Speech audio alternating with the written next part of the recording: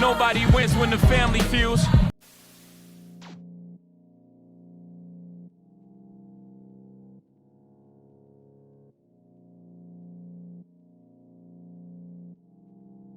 Hey, wildin'. Hey, this is what he did on the camera. Steady playing.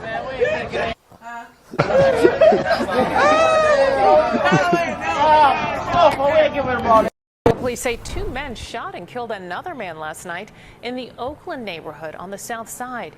Police putting down multiple evidence markers there at the scene near 38th Place and Ellis. I'm getting niggas about we ran 4 deep in the rack. On the way back, I had to catch us a hat. Trap City down till they ass get back. Jaguar was killed as she took part in a funeral procession. It had just left a church in Harvey when someone opened fire at 147th and Sealy in Dixmoor.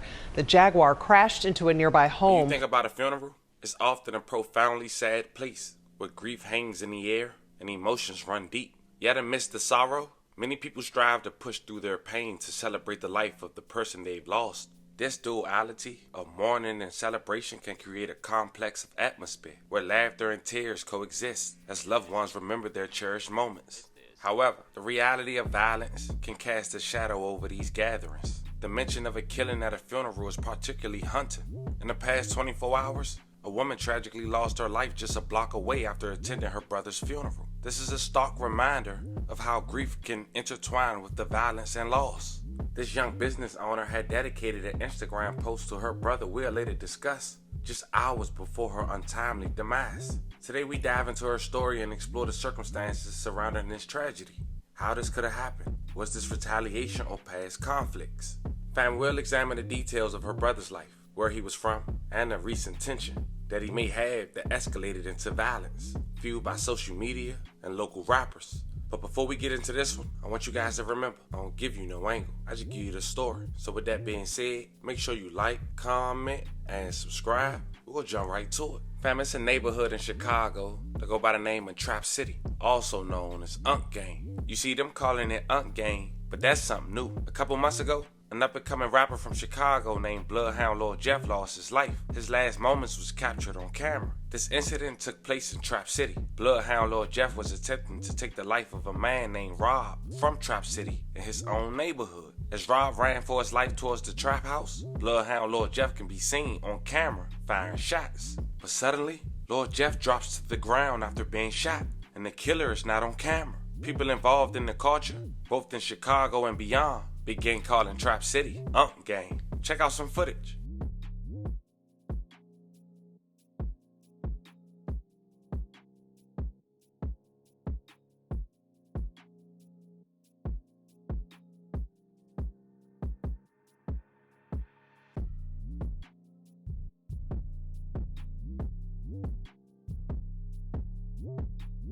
Fam, because of all that we just discussed, that alleged trap house has now become infamous for all the wrong reasons, both in Chicago and beyond.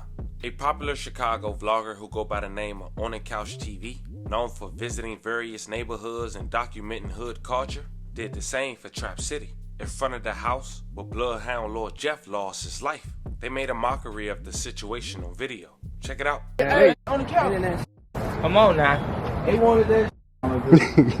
Hey, come on, man. This we can't even just, we had to give it to y'all. We ain't want to, but. We are real deep right now, man.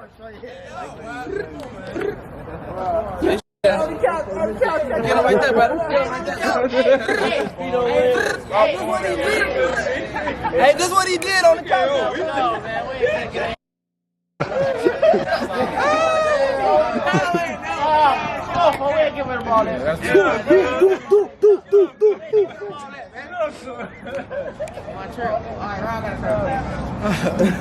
Oh, slow as hell, man. Yeah, man. That's how we coming, man. Long live Leo, man. Long live Dusky, man. Long live. One of the men featured in that last video was identified as Chevelle Carter, aka Trap City Carter. Now stay with me, fam. Tragically, a day after that vlog was released, Trap City Carter had lost his life. after being gunned down on October 19, 2024 at 38th Street and Ellis Avenue. May he rest in peace and love and condolences to his family. Police say two men shot and killed another man last night in the Oakland neighborhood on the south side. Police putting down multiple evidence markers there at the scene near 38th Place and Ellis. A 32-year-old man was shot there several times around 8:45 last night. A witness tells police that they saw two gunmen get into a white vehicle that drove away. No one has been arrested. No one has been arrested as of yet. But fam, you know, this new generation is chaotic. I'm just a messenger. Bloodhound Lord Jeff right-hand man Q50, who is now an up-and-coming local rapper, immediately went to Instagram to showcase that he allegedly got get back for his friend, claiming that Bloodhound Lord Jeff can now rest in peace. He even released a song with some questionable lyrics. Check out a clip. I'm getting niggas about we ran folks deep in the rack. On the way back, had to catch us a hat. Trap City down till they ass get back. I'm talking about cause his ass a pack, he should never lack. I heard his ass call photos to the dome, get called back, you won't make it back home. Caught a nigga in traffic looking down at his phone. Lil Pooh did Z, now Lil Pooh gone, nigga. Lil Pooh did Z, now Lil Pooh gone. But on Saturday, November 2nd, 2024, Trap City Carter's family will host his funeral at a church called St. Mark, located on the 1400 block of Lincoln Avenue in Harvey, Illinois.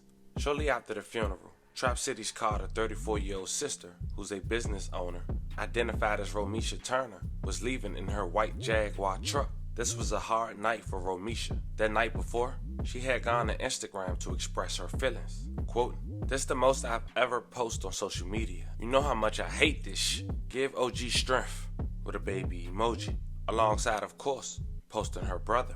Tragically, as Romisha got into her vehicle, almost a half block away, she was shot in a drive-by, targeting those attending the funeral. As of now, it's unclear who the intended target was, but it's heartbreaking to say, at the least, she was at the wrong place at the wrong time, knowing she was showing love to her brother, who she lost to gun violence. Police were called to 147th Street and Sealy Avenue, where they discovered the gruesome scene in broad daylight. Romisha was still in her vehicle as she crashed into a local home. May she rest in peace. Love and condolences to her family.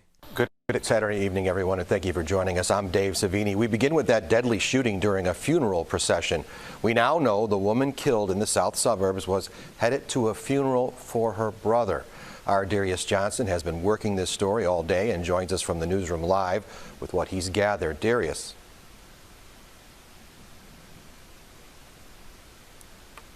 Dave, good evening. The victim is 34-year-old Romisha Turner. Her brother was being laid to rest when she was killed. Now this family is dealing with two losses in a span of 2 weeks. Damage on this property is what's left behind after police say Romisha Turner lost control of her vehicle when someone shot her. Around noon, Dixmoor police say they got a call for shots fired at 147th and Sealy. When they arrived, they found Turner inside of a white Jaguar. She had been shot several times. She was taken to Ingalls Memorial Hospital in Harvey, where she died. Turner was a sister, a mother, and to many, a well-known stylist. Police say she was killed during a funeral procession that just left St. Mark's Church, about 2 blocks away. This funeral was for her brother, Chevelle Carter, who was shot and killed on October 19th at 38th and Ellis. Police have not arrested anyone in his murder. Now, we've heard from some that say this shooting was possibly in retaliation. We know at this time Chicago police, or Dixmoor police rather, are still searching for the person who fired those shots, killing Romisha.